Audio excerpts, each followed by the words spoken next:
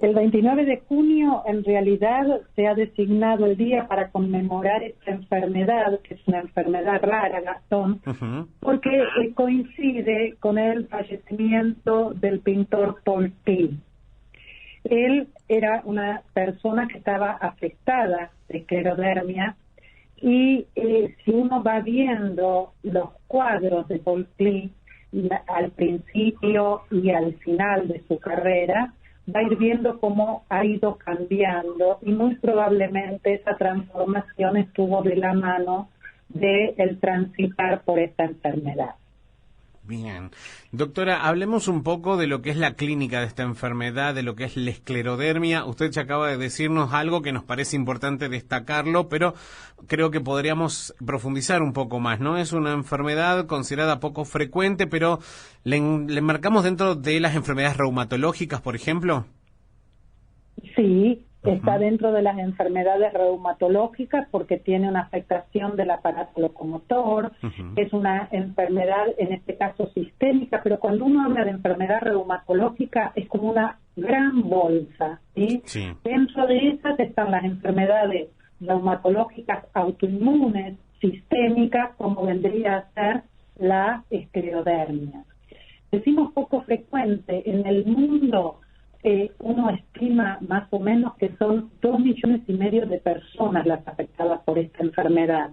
Si comparamos con la artritis reumatoidea, que esta sí es mucho más conocida, que son aproximadamente alrededor de 21 millones.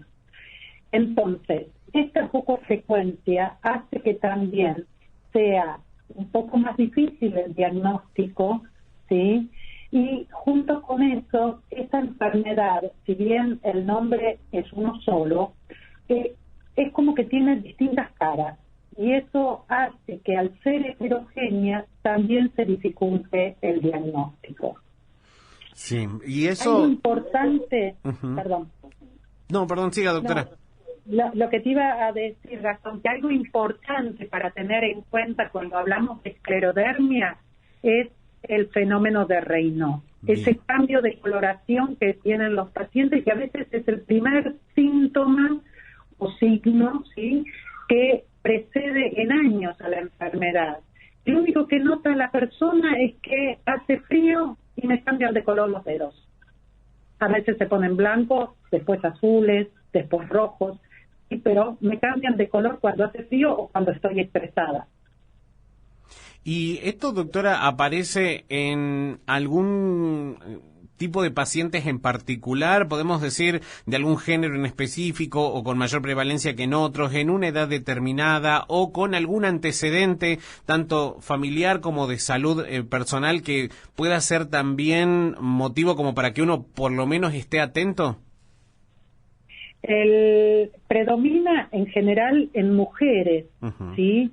Y entre los 30 y los 50 años, esa es la edad en que en general predomina. Cuando se habla de las causas de la esclerodermia, hay factores ambientales, ¿sí?, que se han asociado a la presencia, pero no hay una causa que uno pueda definir, sino más bien como una concurrencia de factores ambientales en un sujeto que está con una predisposición, y eso es lo que permite que termine enfermándose de esclerodermia. Y esta enfermedad, usted dijo recién que este cambio en la coloración de las manos siempre se presenta en el caso de la esclerodermia, o en una gran mayoría, en algunos nada más.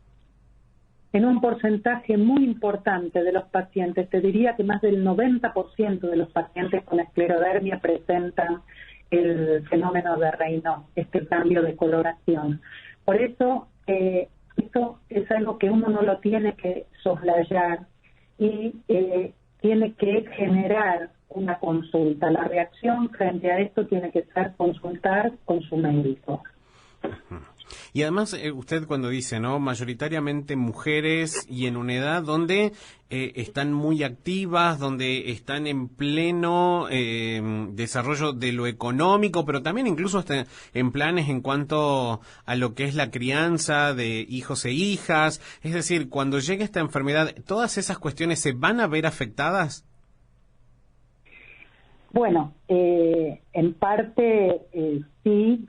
A ver, cuando uno tiene que transcurrir con una enfermedad de este tipo, implica también ocuparse, ¿sí? A veces los pacientes, una de las quejas es porque salen del consultorio y llevan un montón de órdenes para hacerse estudios.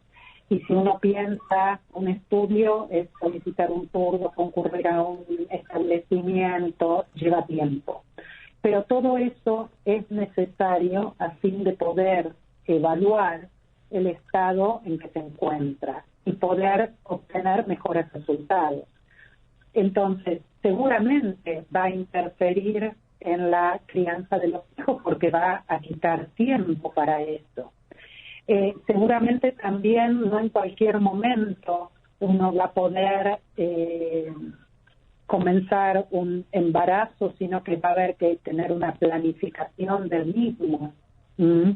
El tema de la actividad laboral a veces se puede ver afectada con una reducción horaria o no necesariamente, porque el tema gira en torno más que nada al tiempo. Y doctora, esto usted decía recién, y voy sumando dudas que me va generando todo esto, que más del 90% presentan coloración en la piel. ¿Y cómo se presenta en ese pequeño porcentaje donde tal vez la coloración no es algo que se manifieste, este cambio de coloración en las manos? Y entonces, ¿cómo sería para pensar en ese grupo minúsculo tal vez de personas y que pueda llegar luego al diagnóstico? En ese otro grupo lo que puede empezar a ocurrir es cambios en la piel, muchas veces es en la piel de las manos, ¿sí? Que hace que genere una consulta, sienten que la piel es como que está más gruesa, o pueden tener otro tipo de afectación, como puede ser algún compromiso de órgano interno, algún compromiso digestivo, ¿sí? O algún compromiso respiratorio, y sea esa la puerta de entrada para arribar al diagnóstico de esclerodermia. Pero, insisto, la forma más frecuente de que se ingresa al diagnóstico es a través del reino. Los métodos de diagnóstico, en este caso, ¿es solamente la clínica al ver, por ejemplo, esta coloración en las manos, este cambio de coloración ya es suficiente, o hay que hacer algún tipo de diagnóstico, ya sea bioquímicos, de imagen?